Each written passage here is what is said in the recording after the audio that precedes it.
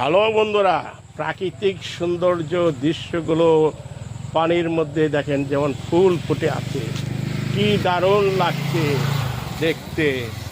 অসাধারণ একটি দৃশ্য আপনাদের দেখাতে আমি এখন শুটিং টাইম চলছে। কিরে হালা বাতিজা, কই থেকে আইলি? হ্যাঁ, অনেকদিন পরে দেখলাম তোরে। ভালো আছো নি? ভালো আছো? কথা কবে আমরা রাও করতে পারো না, তোমার মুখ দেবী কথা বাইরে না। হ্যাঁ, এ কেমন এই দুনিয়ায় কি হালে মনে হয় নয় আইছে আমার এই বাচ্চা। হ্যাঁ, এ হালে তো কথাই করতে পারে না, বুকা হয়ে গেছে। দেখছেন নি, আলা দেশ বিদেশ ঘুরে আইলাম, কত মানুষের লগে কথা কইলাম। হ্যাঁ, 50 বছর থাই গেলাম শহরে, ঢাকায় বাসা কি এত তাড়াতাড়ি ভুলে যাবনি। কারণ আমার বাচ্চা মানে মনে মনে কইতে আছে যে আমার চাচা কি কয় না কয়, এটা তো আমি বুঝতে পারতেছি না। ওই পলাশ খেললে গে রে, পলাশ খেললে গে, ডরাইছ নি?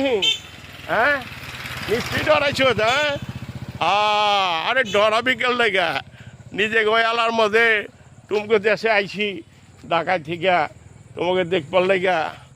হ্যাঁ ধরো, কথাই তোমরা দেখছেন নি, এই রেটকা কথার কথা হইল। হ্যাঁ, আমার ভাষাই বুঝে না এই লোকে, তো ওর লোকে কথা কই কোনো লাভ আছে? তার সে দেখেন প্রাকৃতিক সৌন্দর্য দৃশ্যগুলো দেখেন, ওর বাই দারুণ না? হ্যাঁ, সুন্দর সুন্দর, এই যেন বাংলার অপূর্ব রূপ। আর এই অপূর্ব রূপ শুধু গ্রামগঞ্জেই পাওয়া যায়।